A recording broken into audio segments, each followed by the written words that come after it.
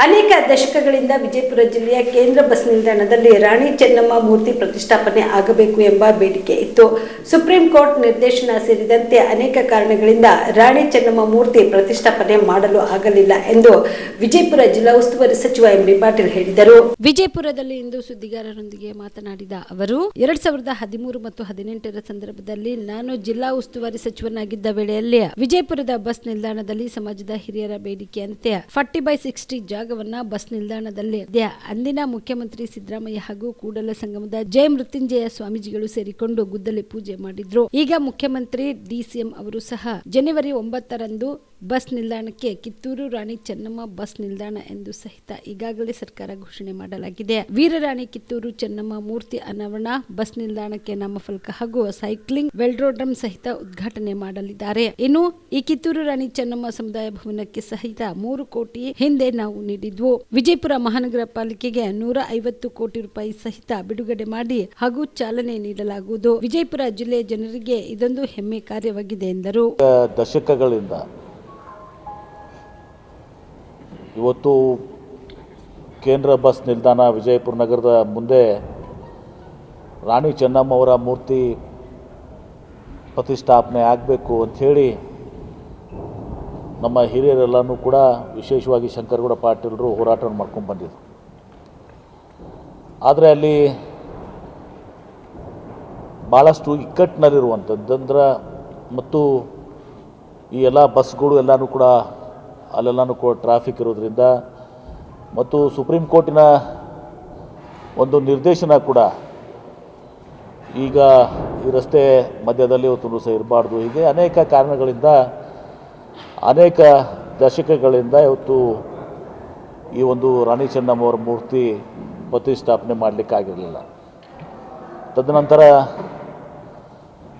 ನಾನು ಹಿಂದೆ 2013ರಿಂದ 2018 ವಿಜಯಪುರ ಜಿಲ್ಲಾ ಉಸ್ತುವಾರಿ ಸಚಿವನಾಗಿದ್ದಾಗ ಇವತ್ತು ಎಲ್ಲ ಹಿರಿಯರ ಒಂದು ಕೋರಿಕೆ ಮೇರೆಗೆ ಆಳೂರವರು, ಶಂಕರಗೌಡ ಪಾಟೀಲರು ಇಂಥ ಎಲ್ಲ ಇವತ್ತು ಸಹ ಹಿರಿಯರ ಒಂದು ಆಶೆಯಂತೆ ನಾನು ಅಲ್ಲಿ ನಮ್ಮ ಬಸ್ ಸ್ಟ್ಯಾಂಡ್ನಲ್ಲಿ ಒಂದು ಜಾಗವನ್ನು ಅವತ್ತು ದಿವಸ ಕೊಡಿಸಿ, ಎಷ್ಟಿತ್ತು ಸೈಜ್ ಅದು?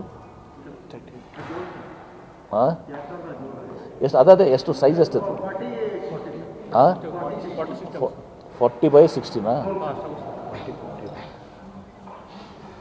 40/15 60 40/60 ಒಂದು ಅಂದರೆ 2400 ಚದರಡಿ ಇವತ್ತು ಬಸ್ ಸ್ಟ್ಯಾಂಡ್ ಆವರಣದಲ್ಲಿ ಅದಕ್ಕೆ ಜಾಗವನ್ನು ಸರ್ಕಾರದಿಂದ ಆದೇಶ ಮಾಡಿಸಿ ಕೊಟ್ಟು ಅಂದಿನ ಮುಖ್ಯಮಂತ್ರಿಗಳು ಸಿದ್ದರಾಮಯ್ಯನವರು, ಆಮೇಲೆ ಕೂಡಲ ಸಂಗಮದ ಪರಮ ಪೂಜ್ಯ ಶ್ರೀ ಪಂಚಮಶಿಲಿ ಪೀಠದ ಶ್ರೀಗಳು ಜಯ ಮೃತ್ಯುಂಜಯ ಸ್ವಾಮೀಜಿಯವರು, ನಾವು ಮತ್ತು ಇನ್ನಿತರೆಲ್ಲರೂ ಕೂಡಿ ಜನಪ್ರತಿನಿಧಿ ಕೂಡಿ ಅದನ್ನು ಭೂಮಿ ಪೂಜೆಯನ್ನು ಕೂಡ ಮಾಡಿದ್ದೀವಿ. ಈಗ ಮೂರ್ತಿ ತಯಾರಾಗಿದೆ, ಅದು ಉದ್ಘಾಟನೆಗೆ ಸಜ್ಜುಗೊಂಡಿದೆ.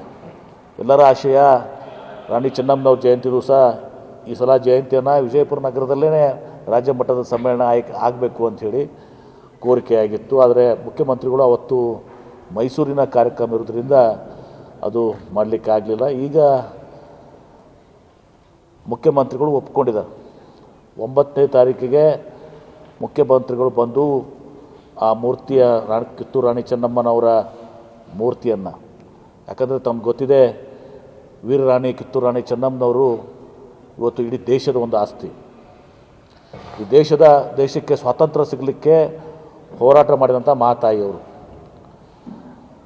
Star care multi speciality trauma emergency 24x7 ತುರ್ತು ಚಿಕಿತ್ಸಾ ಸೌಲಭ್ಯವುಳ್ಳ ಆಸ್ಪತ್ರೆ. ಕಲಬುರಗಿ ಜಿಲ್ಲೆಯ ಖ್ಯಾತ ಅನುಭವಿ ವೈದ್ಯ ಡಾಕ್ಟರ್ ಪ್ರಶಾಂತ್ ಮಾಲಿ ಅವರ ನೇತೃತ್ವದಲ್ಲಿ ಅನುಭವಿ ವೈದ್ಯರ ತಂಡದೊಂದಿಗೆ orthopaedic, neuro surgery, general surgery, general medicine, urology, gastro surgery, paediatric, obstetric, gynaecology, cardiology, neurology ಸೇರಿದಂತೆ OPD, IPD, ICU, NICU, ultrasound, 2D echo, laboratory, major OT ಸೌಲಭ್ಯಗಳೊಂದಿಗೆ ಎಲ್ಲ ರೋಗಕ್ಕೂ ಒಂದೇ ಸೂರಿನಡಿ ರಿಯಾಯಿತಿ ದರದಲ್ಲಿ ಸ್ಟಾರ್ ಕೇರ್ ಆಸ್ಪತ್ರೆಯಲ್ಲಿ ದಿನದ 24 ಗಂಟೆ ಎಮರ್ಜೆನ್ಸಿ ಚಿಕಿತ್ಸೆ ನೀಡಲಾಗುವುದು.